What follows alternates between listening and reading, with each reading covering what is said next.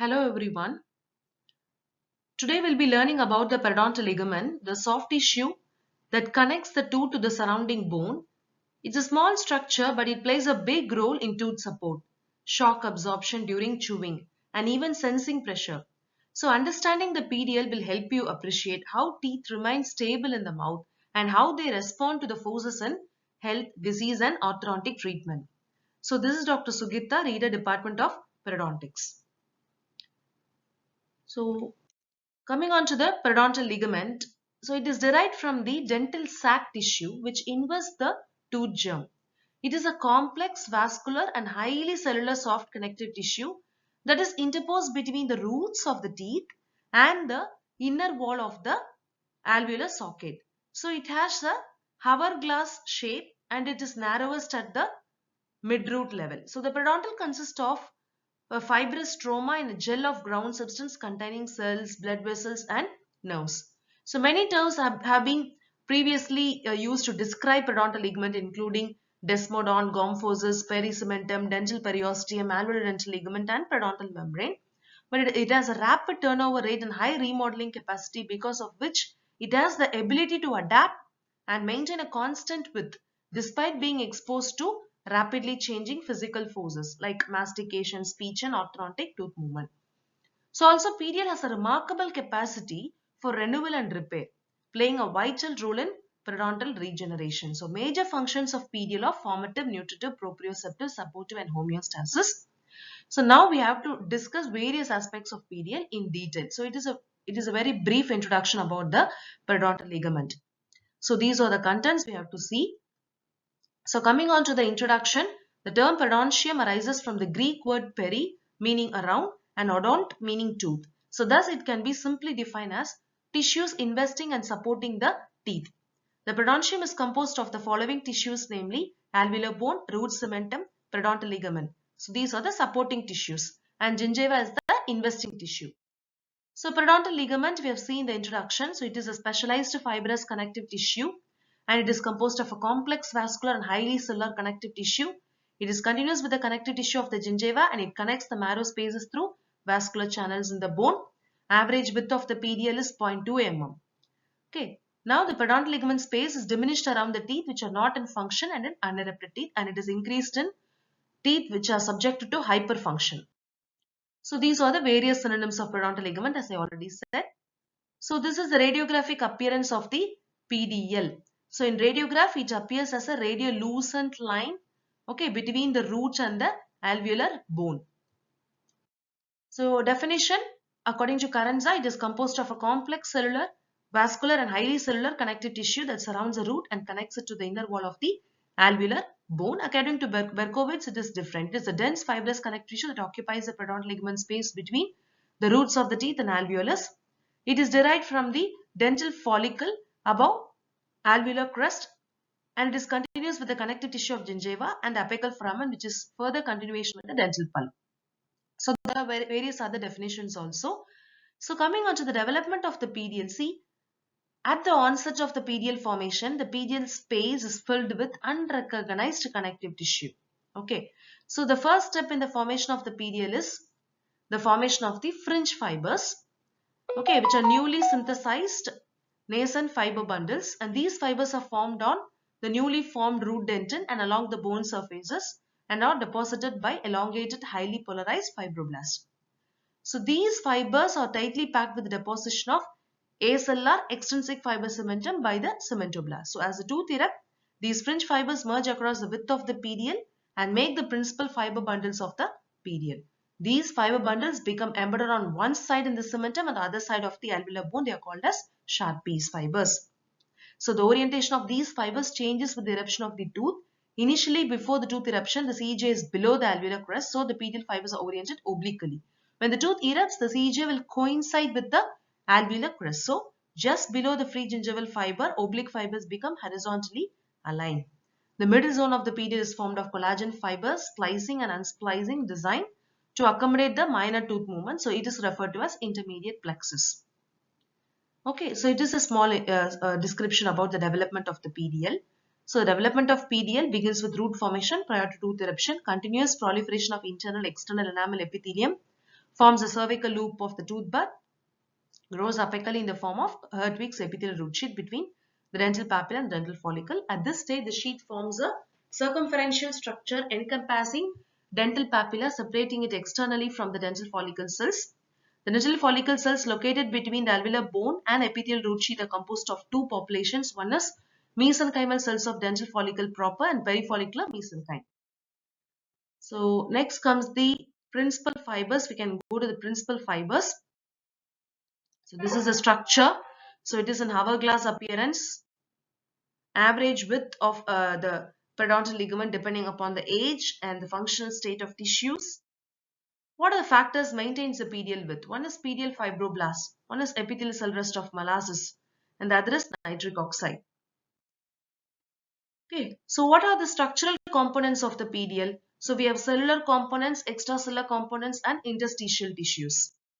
So coming on to the components of the PDL cellular components, we have synthetic cells like osteoblasts, fibroblasts, cementoblasts, resorptive cells like osteoclasts, fibroblasts, cementoclasts, immune cells like mast cells, macrophages, neutrophils, eosinophils, and lymphocytes. Other cells are undifferentiated mesenchymal cells, cell rest of Malassez. We have extracellular substances like proteoglycans and glycoproteins, fibers like principal fibers, secondary fibers, interstitial tissues like cementical cells associated with neurovascular elements. So these are the cellular components like osteoblast, fibroblast, and cementoblast.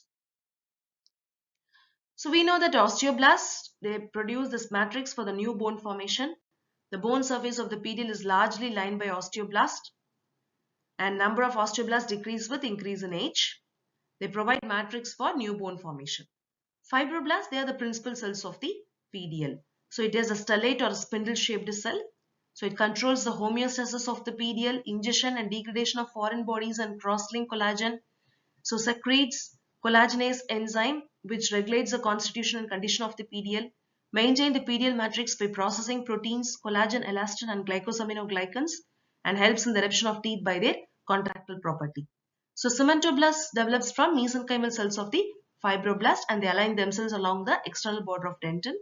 So main function of the cementoblast are cementocytes, or the connective tissue cell types responsible for the formation of cementum. So resorptive cell like osteoclast. So these are the cells which are responsible for bone resorption. So the main function of this osteoclast is the mitochondria produce citric acid. This aids in the resorption of the bone material. Fibroblasts, they exhibit lysosomes that contains fragments of collagen that appear to be undergoing digestion. They aid in remodeling of the PDL. The presence of these cells indicate resorption of the fibers that occurs during either disease or physiological turnover or remodeling of the PDL. Cementoclasts originate from hemopoietic tissue and aids in resorption of cementum. Resorption of cementum occurs in certain circumstances, and in these instances, cementoclasts are located in horseships lacunae. Immune system cells like mast cells, so these are relatively small, round or oval cells. Okay, these mast cell histamine plays a role in the inflammatory reaction, and they have been shown to degranulate in response to antigen antibody formation on their surface. Coming on to the macrophages, macrophages are large oval spindle shaped cells with darkly staining nucleus and granular cytoplasm. So these macrophages will participate in inflammatory reaction. They have a role in immunological defense. They will engulf and digest the dead cells, foreign bodies and other debris. Secretes a growth factor that regulates the respiration of the adjacent fibroblast. Undifferentiated mesenchymal cells. These are the totipotent cells that are capable of differentiating into odontoblasts, fibroblasts or defense cells depending upon the nature of the stimulus. So they appear as large polyhedral cells with large centric lightly staining nucleus with abundant cytoplasm and cytoextension. So cell rest of Malassez, the significance of this is that it proliferate and forms cyst like periapical cyst and lateral root cyst in PDL. So under certain pathological condition, they undergo rapid proliferation and they will produce variety of cyst and tumors that are unique to jaw. So what are the other extracellular components? We have ground substance like glycoproteins, proteoglycans. We have a special glycoprotein called fibronectin. So these give support to cells of PDL and acts as a main transport medium. So what are the fibers of PDL? We have mature fibers like collagen fibers. We have immature fibers like elastin, reticulin and oxytocin fibers. So elastin fibers does not contain mature elastin, but it contains two immature forms like oxytocin and elavinin. So it was found that they provide elastic properties to the PDL. So we have oxytocin. So they are immature elastic fibers. They are found in human PDL. Okay, the function is that they may support the blood vessels of the PDL. Reticular fibers are their fine, immature collagen fibers with the lattice-like arrangement. Next comes your collagen fiber. So majority of fibers in the PDL are collagenous in nature. So they are inelastic and undulated. The principal fibers compose mainly of type 1, whereas reticular fibers are made up of type 3. Type 4 is seen in basal lamina. What is the principal fibers of the PDL? So the most important element of the PDL are the principal fibers. So these are collagenous in nature and they are arranged in bundles. So in addition to the principal fiber groups, the PDL contains other well-formed fibers between the principal fiber bundles. They are known as secondary fibers of the PDL. Next comes the types of principal group fibers. We have transeptal, alveolar crest fibers, horizontal group fibers, oblique fibers, apical fibers and interradicular fibers. So sharpies, the terminal portion of these fibers are inserted into the cementum, the other end into the bone, and they are termed as sharpies fibers. We have something called as intermediate plexus. It was described as Fisher in the year 1966. Okay. And what are the structures present between the connective tissue? We have cementicles, which is a calcified mass. Other end two are detached from the root surface. So we have blood vessels. So PDL is supplied by branches that are derived from three sources. One is dental, interradicular and interdental arteries. Lymphatics. So they follow the path of vessels and nerves. They appear to originate as a cul-de-sac in gingival and palatal mucosa, spongy bone and tissues of PDL. Nerves. All innervations of PDL are mediated by dental branches of alveolar nerves. Nerve fibers are either of diameter large or small. So large fiber ends are bulbous, club-like or spindle shaped. Nerve supply of PDL. Nociceptors significant as pain, missinus corpuscles tactile sensation. Mechanoreceptors are pressure and cross-type end bulbs are temperature. Neural termination functions, which is very important. So functions of periodontal ligament, we have protective functions, supportive functions, sensory functions and nutritive and homeostatic. So what is a protective? So it acts like a protective case. So like in case you're having a case for cell phones to protect it. So it acts like a case in order to protect the vessels and nerves from injury due to mechanical forces. So tooth anchorage is achieved by bundles of collagenous fibers. Collagenal fibers act as cushion. The presence of numerous blood vessels provide hydraulic mechanism for the support of the tooth. When the tooth is moved in socket as a result of force during mastication orthodontic tooth movement, the part of the PDL space will be narrowed and the PDL will be compressed. Next, compressed PDL provides support to loaded tooth and acts as a cushion. Sensory function. So PDL through its nerve supply, they provide efficient proprioceptive mechanism supplied by nerve fibers that can transmit the sensation of touch, pressure and pain. They detect the most delicate force to tooth and they detect slight displacement of the tooth. Pain sensation is transmitted by small diameter nerves, temperature by intermediate type, pressure by large myelinated fibers. Nutritive functions. They supply nutrient to the cementum, bone and gingiva by means of blood vessels and also provides lymphatic drainage.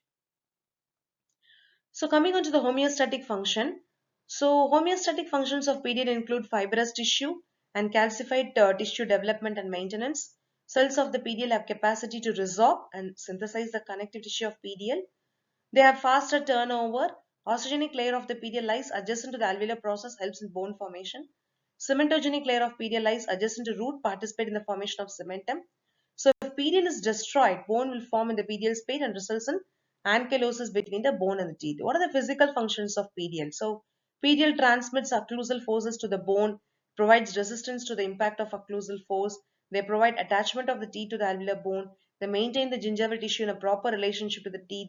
They provide soft tissue casing to protect the vessels and nerves from injury by mechanical forces. We also have other formative and remodeling functions. They are constantly undergoing remodeling. Resistance to the impact of occlusal forces. We have shock absorption procedure like um, changing the direction of the occlusal force. They cause reorientation of stresses within the periodontium. So the principal fibers of the PDL are arranged so that they can best accommodate the occlusal forces. Okay. Transmission of occlusal forces to the bone, it is by suspension bridge or hammock. It applies the arrangement of the principal fibers. They are similar to the suspension bridge or hammock. So when an axial force is applied to the tooth, the root displaces into the alveolus, and the oblique fibers alter their wavy untensed pattern and assume their full length to sustain the major part of the axial force. So when a horizontal or tipping force is applied, then the two phases of the tooth movement occurs. The first is within the PDL and second produces displacement of facial and lingual bony plates. So theories, we have tensional theory, viscoelastic and thixotrophic theory.